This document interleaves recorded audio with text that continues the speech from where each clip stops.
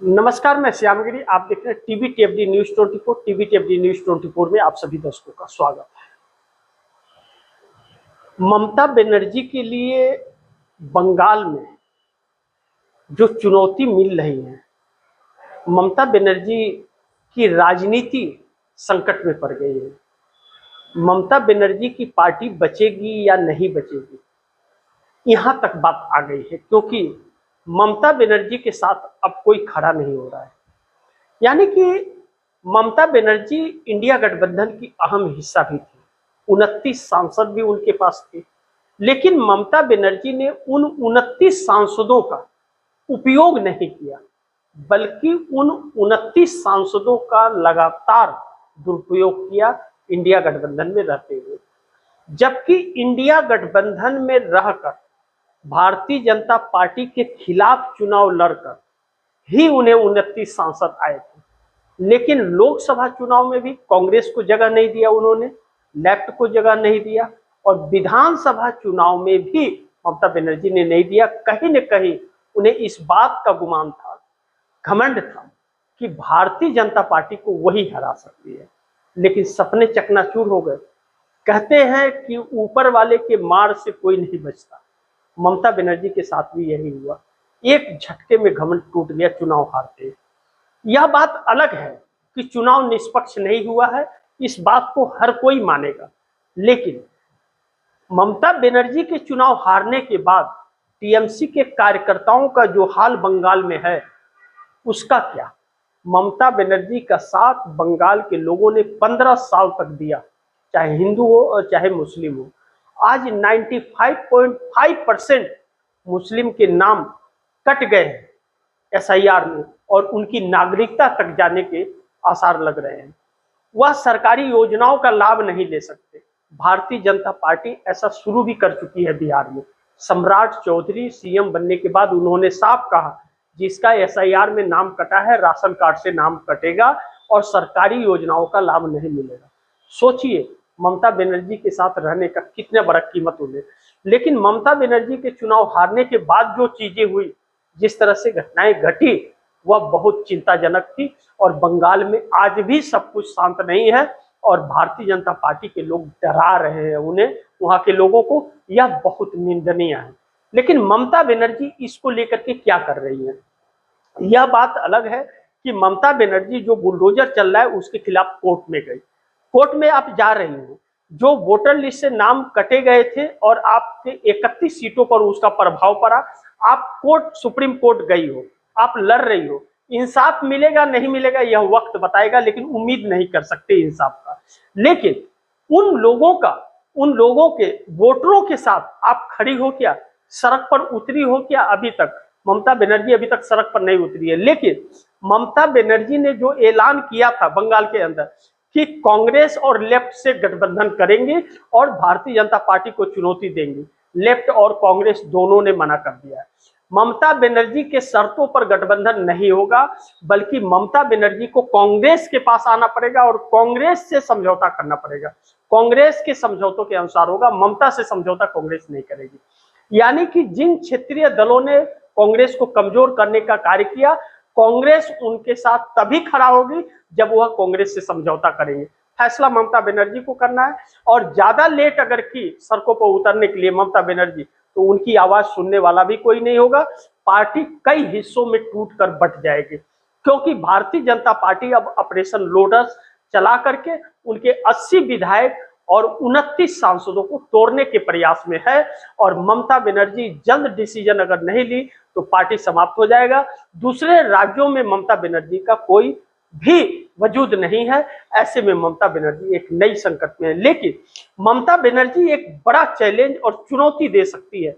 बंगाल का बवाल थम नहीं रहा है। ममता बनर्जी के पास बहुत सारे मुद्दे हैं, जनता भी उनके साथ खड़ी होगी, लेकिन पहले ममता को सड़क पर उतरना पड़ेगा, जो दिख नहीं रहा है।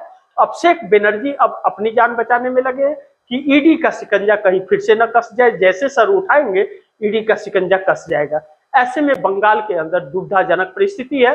कांग्रेस और लेफ्ट अब सड़क पर उतरने की तैयारी में है। लेकिन एनडीए गठबंधन के अंदर भी, यह तो इंडिया गठबंधन की बात हुई, इंडिया गठबंधन के अंदर आप दर्शक देखिए, बड़ी महत्वपूर्ण है।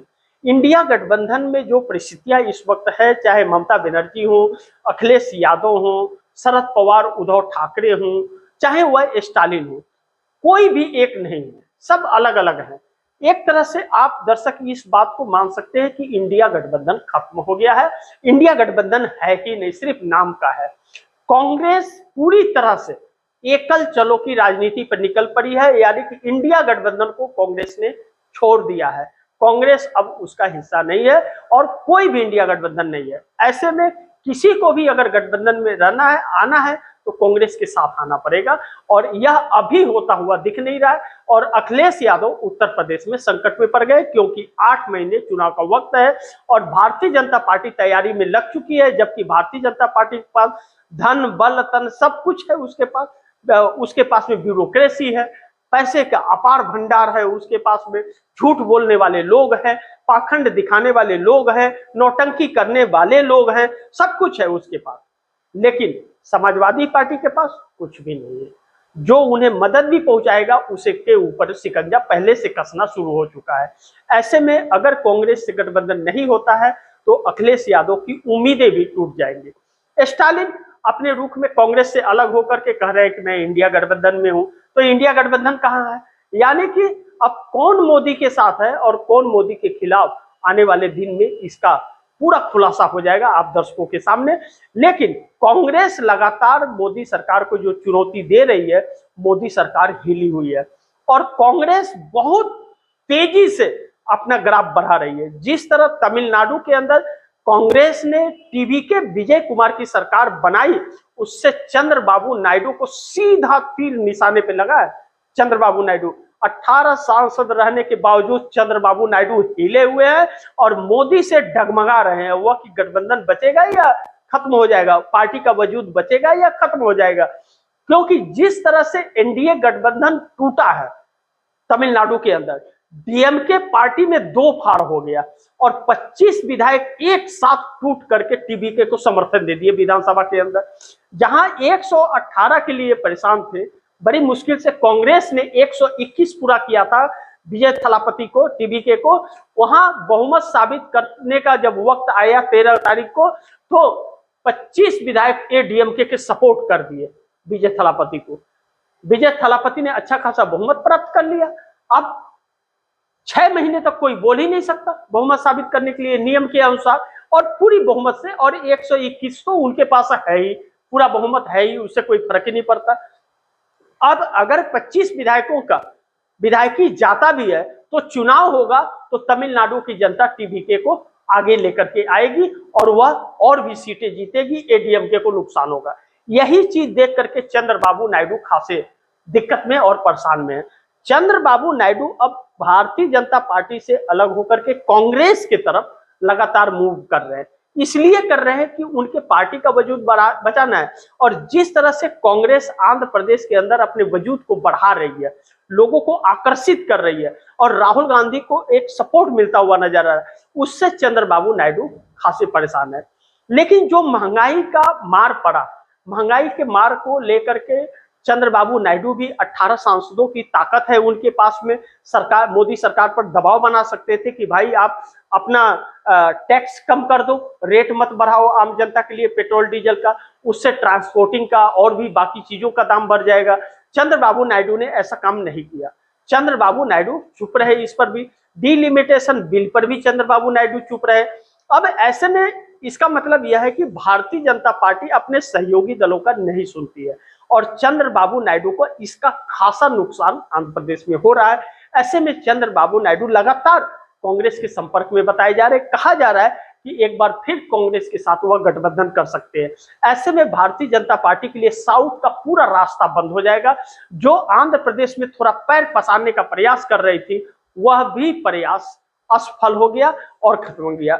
अब ऐसे में जब महंगाई का मार पड़ ही गया है देश पर, और यह नरेंद्र मोदी की नाकामियों की वजह से हुआ है, या नरेंद्र मोदी ने कंप्रोमाइज करके यह किया है, वह मजबूरी क्या थी। राहुल गांधी जो अमेरिकी ट्रेड डील या एप्स्टीन का जो बात लगातार कह रहे हैं, वह चीजें बड़ी चिंताजनक है। नरेंद्र मोदी कंप्रोमाइज तो हैं, इस बात से हम इनकार नहीं कर सकते, और वह पूरी तरह से कंप्रोमाइज है। अडानी को लेकर और एप्स्टीन को लेकर के यह सारे कंप्रोमाइज है, क्योंकि जिस तरह अडानी के ऊपर से केस हटाया जा रहा है, अडानी को भारी भरकम वहां पैसा दिया जा रहा है। इस केस को हटाने के लिए अडानी 154 करोड़ रुपया 154 करोड़ रुपया भरपाई करेंगे डॉलर में, सोचिए, और $10 बिलियन का इन्वेस्टमेंट करेंगे, 15,000 लोगों को वहां रोजगार देंगे। इन शर्तों पर उनके ऊपर से केस हटाया जाए। इतना भारी भरकम विदेशी मुद्रा हमारे देश से निकल करके अमेरिका जाने वाला है और अमेरिका का सारा माल यहाँ डंप होने वाला है और यहाँ त्राहिमाम मचा हुआ है देश में। प्रधानमंत्री विदेश दौरे पर निकले हुए, वह देश को गुमराह कर रहा है प्रधानमंत्री इस देश का, यह बात सच है, इसे इंकार नहीं कर सकते, क्योंकि अपनी नाकामियों को और पाखंड दिखाकर लोगों को, इस देश के लोगों को देशभक्ति ललकार रही है। अरे भाड़ में जाए ऐसी देशभक्ति, जो घर ही बिचवा दे वैसी देशभक्ति किस काम की? देशभक्ति तो तब काम आएगी जब हमें सुकून होगा, नहीं तो काहे की देशभक्ति। और मोदी ने देशभक्ति पर क्या दिया? विदेशी चश्मा पहनते हैं, विदेशी कपड़ा पहनते हैं, विदेशी बनियान पहनते हैं, विदेशी घड़ी होगी, विदेशी हर चीज उनका होगा और देश की जनता उसकी कीमत चुकाए। इस देश को बेवकूफ बनाया जाए। राहुल गांधी ने सच का कॉम्प्रोमाइज है एप्स्टीन को लेकर के और अडानी को लेकर के, यह सारी बातें खुल गई है। लेकिन आप दर्शकों को मैं यह बताना चाहूंगा कि जो इस वक्त जो हालात हैं, बड़ी भारी मात्रा में बेरोजगारी हो रही है। सोने का बात करके कि सोना मत खरीदिए, लाखों दुकानदारों की रोजी रोटी इन्होंने छीन लिया, परेशान हो गए वह कि बैंक का लोन कैसे भरेंगे। करोड़ों लोग, 2.5 करोड़ लोग तकरीबन बताए जा रहे हैं कि रोजगार उनका चला गया। ऐसे में अब बड़ी बड़ी कंपनियां से भी लोगों को छटनी हो रही है। शेयर मार्केट लगातार गिर रहा है, रुपया 96 को क्रॉस कर गया था, फिर 96 के थोड़ा 10 पैसा नीचे आया। तो जो लगातार यह परिस्थितियां बन रही है, आम जनता के भी रोजगार जा रहे हैं ऐसे में। और जब प्रधानमंत्री ने यह कह दिया कि घर में रहिए, घर से काम कीजिए, बच्चे को स्कूल मत भेजिए, स्कूल घर से पढ़वाइए उसको, यह सारे प्रपंच जो रचे जा रहे हैं इस देश को गुमराह और परेशान करने के लिए, इसका रिएक्शन बहुत बुरा हो रहा है इस सरकार के लिए।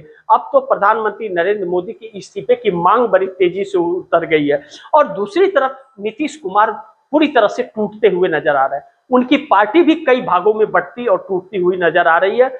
आने वाले दिन में इन लोगों के लिए बहुत बड़ी संकट आने वाली है, इस बात से इनकार नहीं कर सकते। लेकिन इस देश में अब आप अपने बच्चों के लिए रोजगार की आप इच्छा नहीं रख सकते, क्योंकि वह नहीं मिलेगा आपको, आपके बच्चों को। पढ़ाई लिखाई को लेकर के शिक्षा में इतनी लापरवाह मोदी सरकार है कि बार बार पेपर लीक हो रहा है। उस पेपर लीक होने से बच्चों का मनोबल टूट रहा है और एक बहुत बड़ा स्कैम यह हो रहा है जिसमें सरकार के कुछ लोग शामिल बताए जाते हैं। अभी नीट एग्जाम में 22 लाख बच्चों का भविष्य खराब हो गया। यह तो भगवान का शुक्र है कि फिर एग्जाम देने की बात हो रही है, लेकिन वह भी निष्पक्ष होगी गारंटी नहीं है। कहा जा रहा है ऑनलाइन होगा, तो वह एक अलग चीज है। लेकिन अब बड़ी महत्वपूर्ण यह है कि जिस तरह से लोगों के रोजगार जा रहे हैं, स्कूलें बंद किए जा रहे हैं, तो बच्चे के पास में अब वह फंड नहीं रहा, परिवार उनके वह फंड उपलब्ध नहीं करा पा रहे कि वह पढ़ ले, क्योंकि रोजगार ही नहीं मिल रहा है, रोजगार ही जा रहा है और ऐसे में महंगाई बढ़ रही है और पूरी तरह से इस देश की अर्थव्यवस्था जो क्लैप्स कर गई है। झूठे पाखंड में यह सरकार लूट रही है।